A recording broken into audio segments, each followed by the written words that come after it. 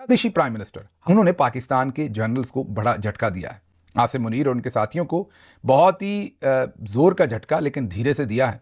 Bangladesh Prime Minister Tariq Rahman has urged the nation to uphold the spirit of the liberation war and remember the horrors of the 25th March genocide, calling for united efforts to build a just, democratic and prosperous Bangladesh. Side का मतलब पाकिस्तान को तो वो link कर रहे हैं जी genocide है, ठीक है जी।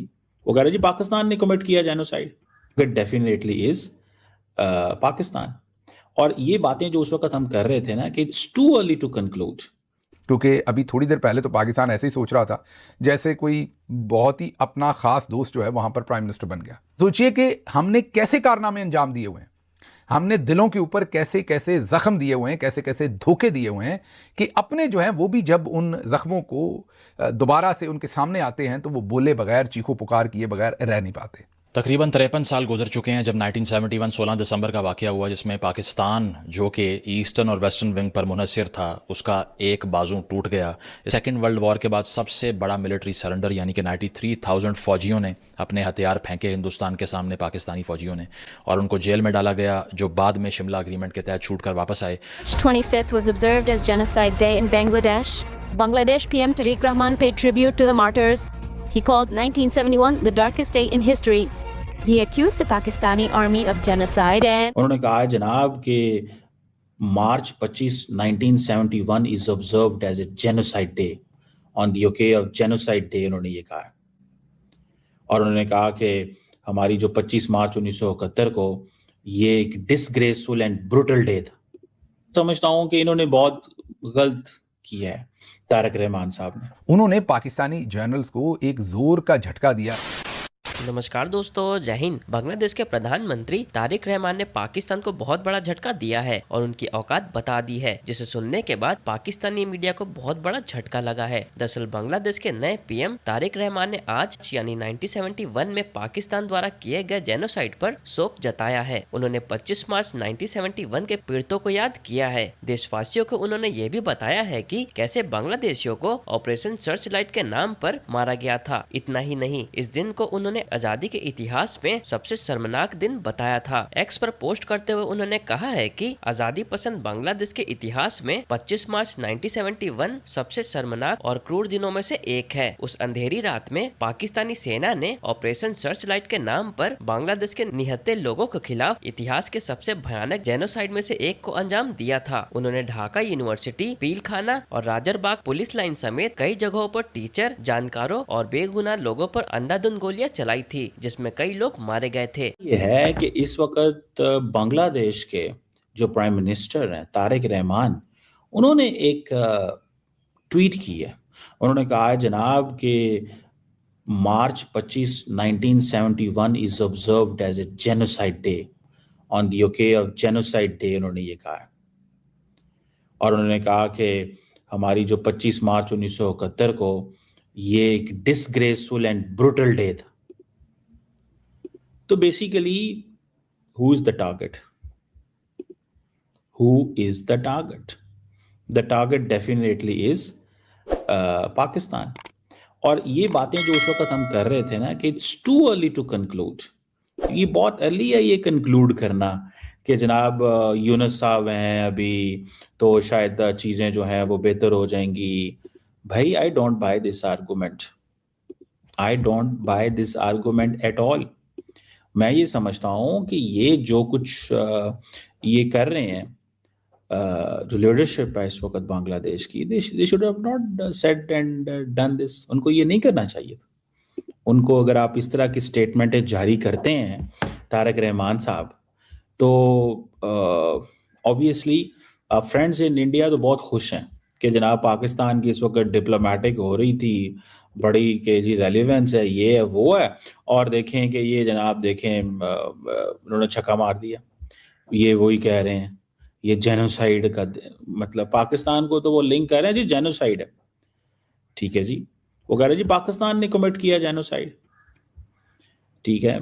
और अब इसकी फिर आगे बातें हो सकती हैं कि क्या वो कह रहे हैं। अब हमारी जो पार्टनरशिप है बांग्लादेश के साथ, मैं आपको बात बताऊं इसको बहुत केयरफुली देखने की जरूरत है। ठीक है, ये ऐसे नहीं है कि इसको हम आप ऐसे ही कर लेंगे, कि ये ऐसे नहीं है जैसे ये कहा जा रहा है। और ख़ास तौर पे अब पाकिस्तानी कह रहे हैं जी, शर्मिला बोस की आप जो किताब है, जो पाकिस्तान की आर्मी जो है वो उसने क्या किया उस वक़्त, ठीक है जी। अब मैं उस चीज़ों पे नहीं जाना चाहता, लेकिन मैं समझता हूँ कि इन्होंने बहुत गलत किया है तारक रहमान साहब ने।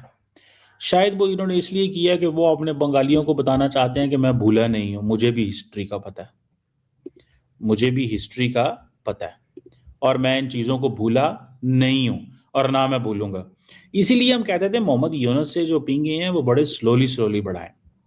ये बातें हो रही थी कि इनसे इतना वो हम करीब नहीं जा सकते, क्योंकि अगली लीडरशिप आएगी उसका क्या माइंडसेट होता है। एक बात तो मैं ये कह सकता हूँ, अब जो वो कह रहे हैं जी कि ये नए वजीर आज़म हैं, ये बंगालियों को ये कहना चाहते हैं कि हम भूले नहीं हैं लेकिन हम मूव ऑन करना चाहते हैं।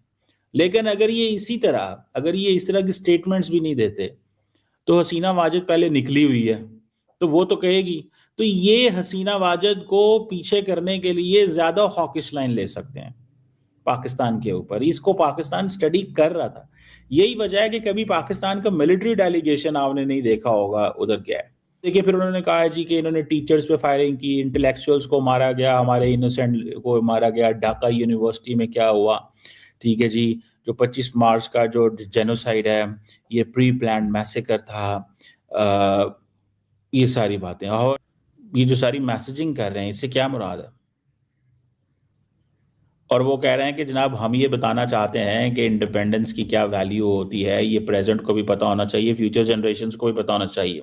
तो पाकिस्तान की कर रहे हैं, लोगों को फिर यहाँ पे सारी बात है बुरा लग रहा है कि यार ये अच्छे भले कैसे लोग हैं, उनको आगे आना होगा। और वो आगे कैसे आ सकते हैं?